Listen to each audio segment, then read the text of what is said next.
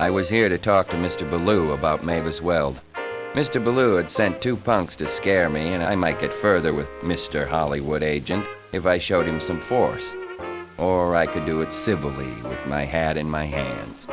After all, he was in a civilized industry, wasn't he? The girl is a client of mine, of course. That fellow that's with her is the chap that owns the dancers, name of Steelgrave. All I see is 2 people having lunch in a public place on a certain date. Hardly disastrous to the reputation of my client. What were you thinking of asking? You don't want to buy anything, Mr. Ballou. I could have had another negative made. That's not much of a sales pitch for a blackmailer. She's close to the big money. That picture would stop her cold if I were to show it to the Johns downtown. Why would the police be interested? I'd first have to connect it up with something that happened at the Van Nuys Hotel.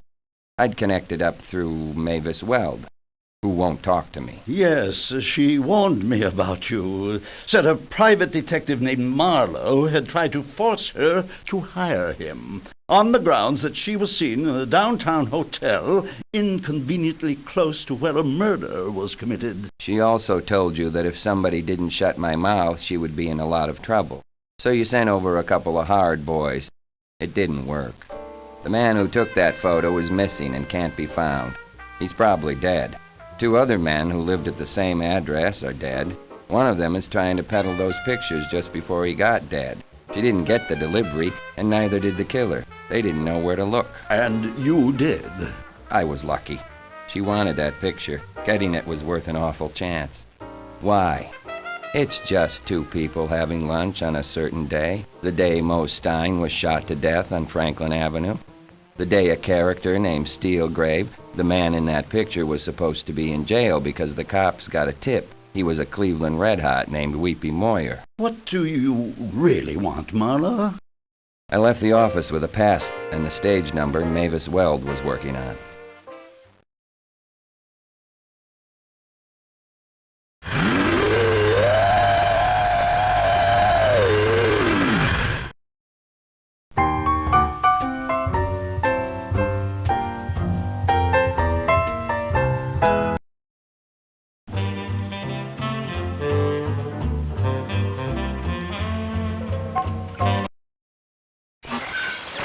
And I use it myself, and you can believe me, it works.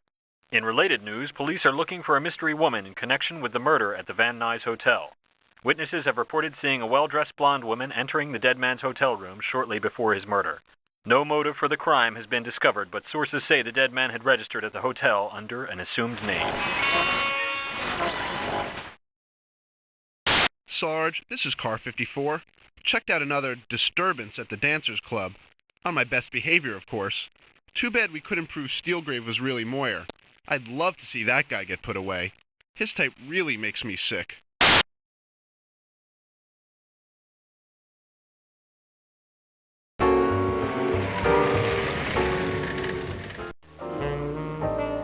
The Dream Factory.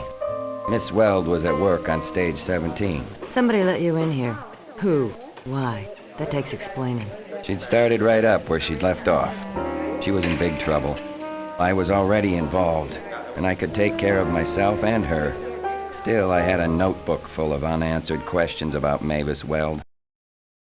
I'm working for you. I've been paid a retainer, and Ballou has the receipt. You're very tenacious, aren't you? I never thought you'd get past Ballou. What'd you scare him with? This is nothing. A picture of me and Mr. Steelgrave at the dancers? That's the photo you were being blackmailed with. I guess you've seen it so many times you're bored with it. Or maybe you just wish it would go away. But it won't, and neither will I. Is that a promise? Yes. I think you should come to my dressing room. It's more private.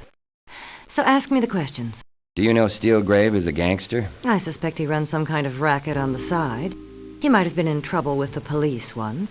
Are you very close to him? You mean, do I love him? That's a very personal question. Would you protect him from blackmail? He didn't know about the blackmail. Anyway, the blackmail is over, isn't it? The blackmailer is dead. And you have the photograph and the negative? So it's over. I'm no longer being blackmailed. Case closed. I guess so. One more thing to show you. I don't suppose you know anything about this photo either. They're a family out in Manhattan, Kansas. They don't look like they were too happy, but they were a family. The question was, where to next?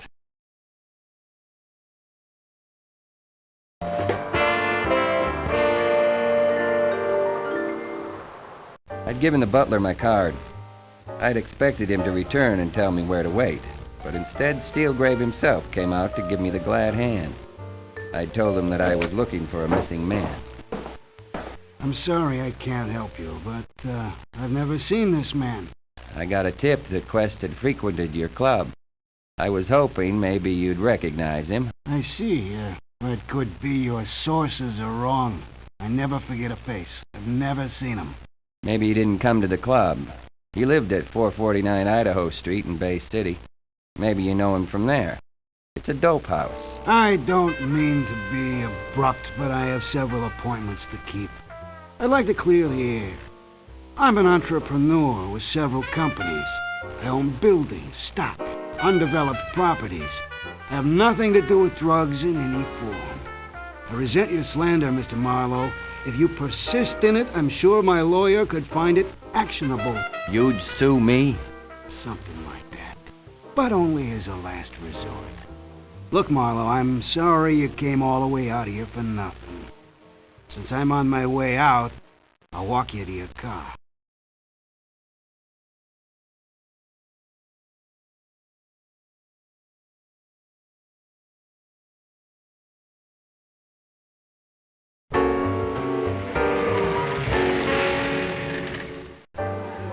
The Dancers Club was fabled as a place where famous people come to be treated like ordinary people.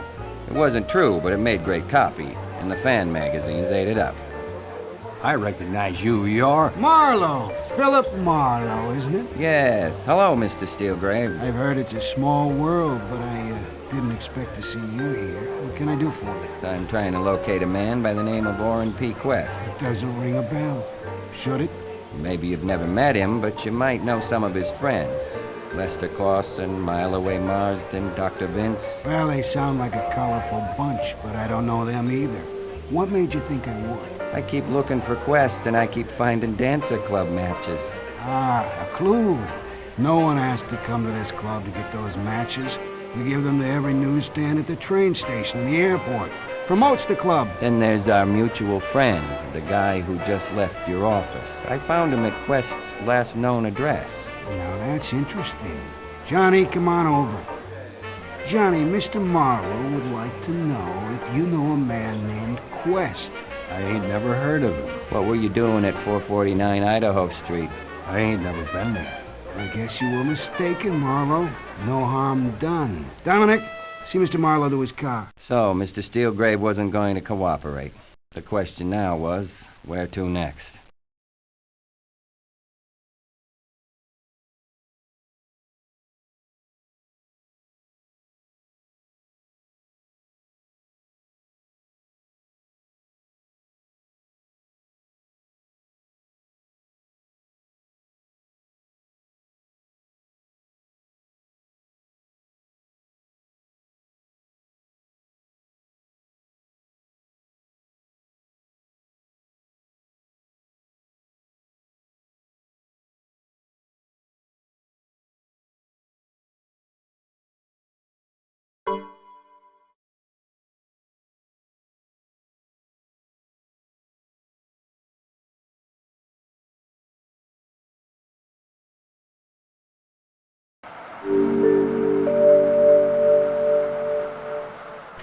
The door hadn't been locked securely, so I let myself in.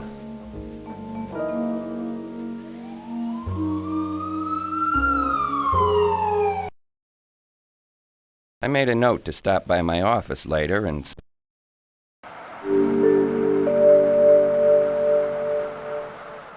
No one was there. I forced the door open and went in.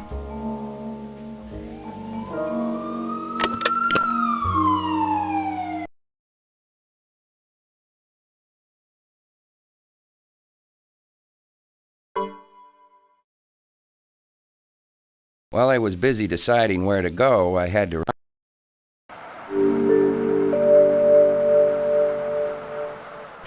No one was around. I picked the lock and let myself in.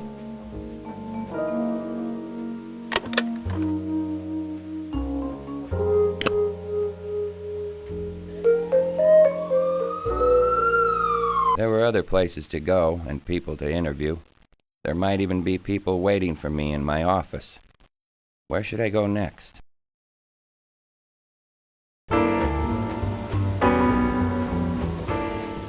The door hadn't been locked securely, so I let myself in.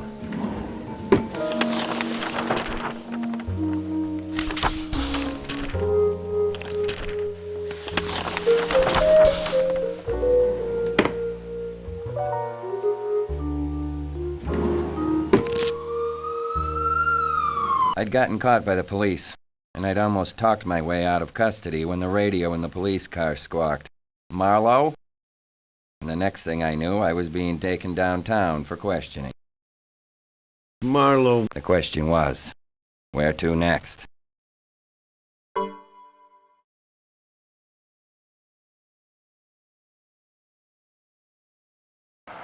Breaking and entering is only a crime if you get caught. I picked the lock and let myself.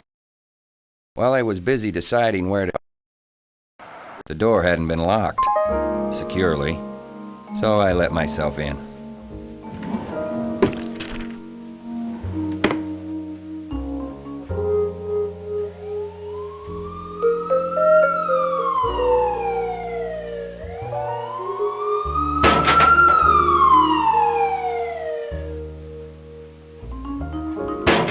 I'd gotten caught by the police, and I'd almost talked my way out of custody when the radio in the police car squawked, "Marlowe?" And the next thing I knew, I was being taken downtown for questioning.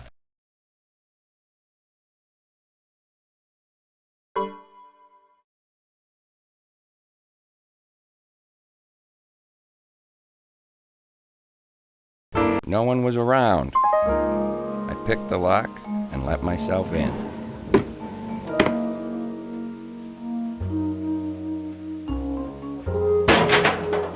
I'd gotten caught by the police, and I'd almost talked my way out of custody when the radio in the police car squawked, "Marlowe?" And the next thing I knew, I was being taken downtown for questioning.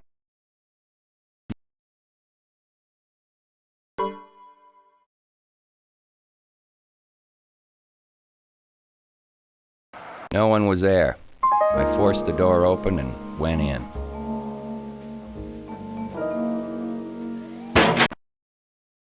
Marlowe.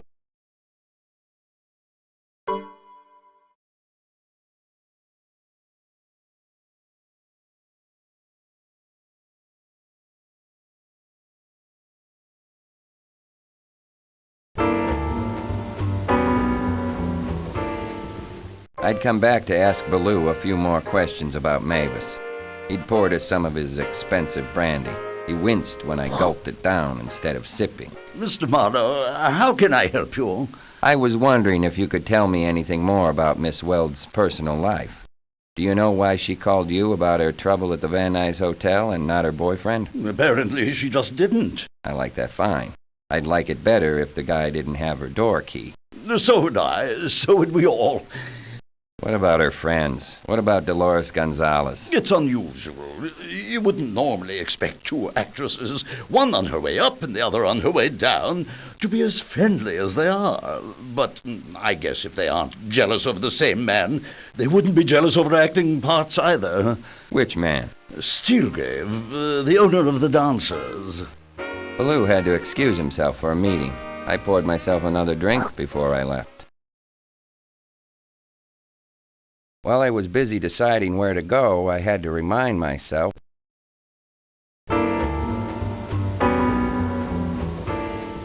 No one answered the door when I rang, but it wasn't locked, so I let myself in.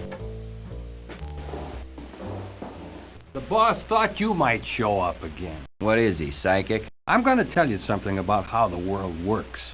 Money and power can fix things. A few words to the right people, a few phone calls. I'm stupid today. You're going to have to spell it out for me. Okay, bright boy. I'll give it to you straight. You've been present at the scene of 2 murders, but you haven't told the police that. You've got evidence that belongs to them. You might be an accessory after the fact. Maybe you're the murderer. What if someone was to leave incriminating evidence in your office and call the police to come find it? All they need is a tip. Back off, Marlowe. Drop the case. Where there's smoke, there's fire, and where there are threats, there's pay dirt. The question now was, where to next?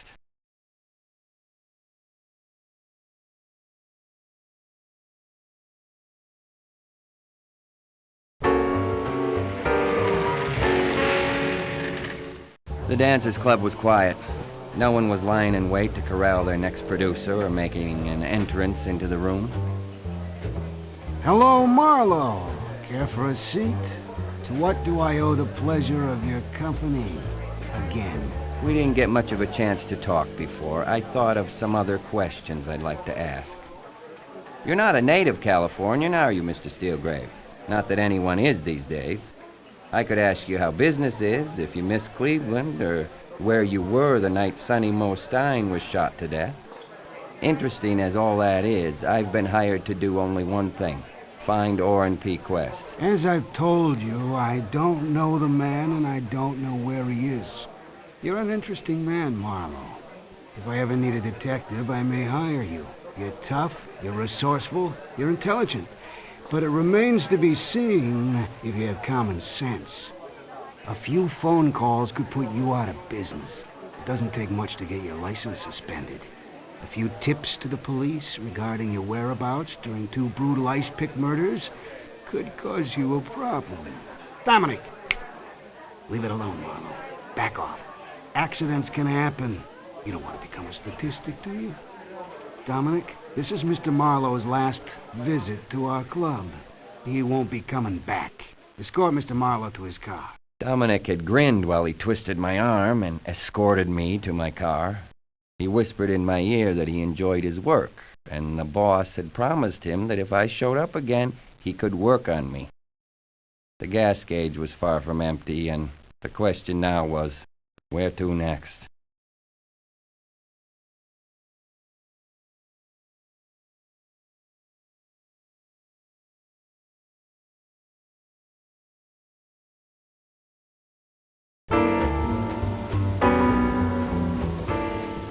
Breaking and entering is only a crime if you get caught. I picked the lock.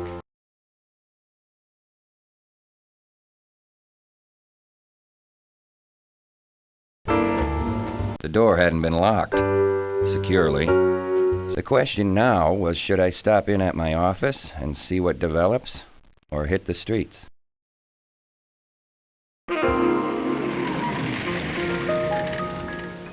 The doctor allowed me in again.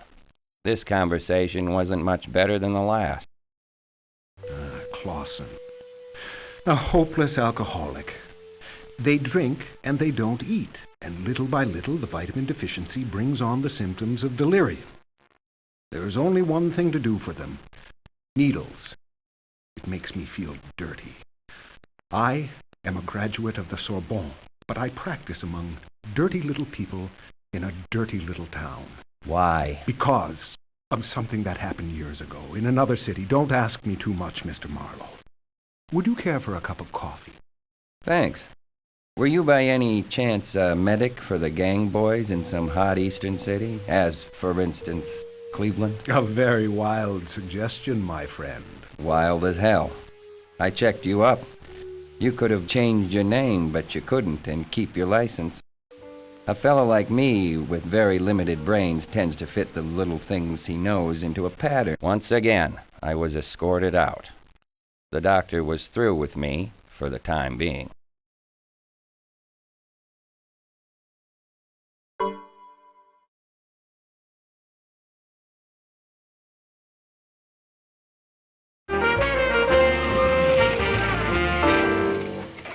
When the phone started ringing, I let it ring. I had had enough for one day. Could have been the Queen of Sheba with her cellophane pajamas on. Instinct was stronger than weariness. Oh, Mr. Marlowe, I've been trying to get you for the longest time. I'm so upset. I'm... Later. But I tell you, I have to see you. Uh-huh. You kissed me. I've kissed better since. I've heard from Orrin. You're a nice little liar. Goodbye. But I really have. He called me on the telephone right here where I'm staying. Fine. Then you don't need a detective after all. I couldn't even find out where you were staying. I wrote to him where I'd be staying. Uh-huh. Only he didn't get the letter because he had moved and he didn't leave any forwarding address. Remember? Goodbye, Miss Quest. And you don't have to tell me where you're staying. I'm not working for you. Very well, Mr. Marlowe.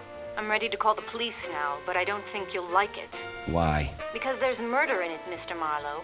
And murder is a very nasty word, don't you think? Come on up. I'll wait. There were 2 murders she could be referring to, and I was involved in both. Obstruction of justice was the least of the crimes they could charge me with. I'd had enough of Miss Orphan Quest, and I was going to pour myself a drink and tell her so. She was a liar and a chiseler, but then the case was more tangled than I ever thought it would get, and I might still need to find out what was going on, if only to prove my own innocence. It's nice of you to wait for me. Don't mention it. Do you want to talk about the murder? I don't really know very much. Orrin called and he said that horrible man, the manager at the rooming house, he was killed. And your brother? How is he? He said he was all right, but he wouldn't tell me where he was. But he did get in touch with you, and he's all right. That's the important thing. I wouldn't worry if I were you, Miss Quest. He found out where you were staying. Even I couldn't do that. No, Mr. Marlowe, there's something wrong. I can't say how I know, I just feel it. Orrin is stubborn. He'll never admit there's something he can't handle. You said yourself he could be in real trouble. He must have had something important to tell you. What was it? Orrin said he knew I was in California. He said I should go home. I asked him where he was, and he told me that horrible flop house. Did you believe him? I wasn't sure. I told him I knew where it was. That's when he told me to stay away from it, because of the murder, and because he wasn't really staying there. All right. He didn't have a job. He might be out of money. Is there anyone out here he'd go to? Any relation or friend of the family? No. Stop hiding the truth. He could be staying with your sister, Layla, couldn't he? He's down on his luck. He needs a little help. Orrin would never ask Layla for help. Never. We were never grand enough for her, Mr. Marlowe. And after she left, she never helped us, even though she could have. And really, she should have, but she never did. Please, Mr. Marlowe, you have to find him for me. Since your brother already knows where you are, Miss Quest, you can give me your temporary address and telephone number now. Oh, no. If I did that, I wouldn't get to come and see you in your office. And I like seeing you. I really do. I told her I'd stay on the case, and she thanked me. Then she was gone.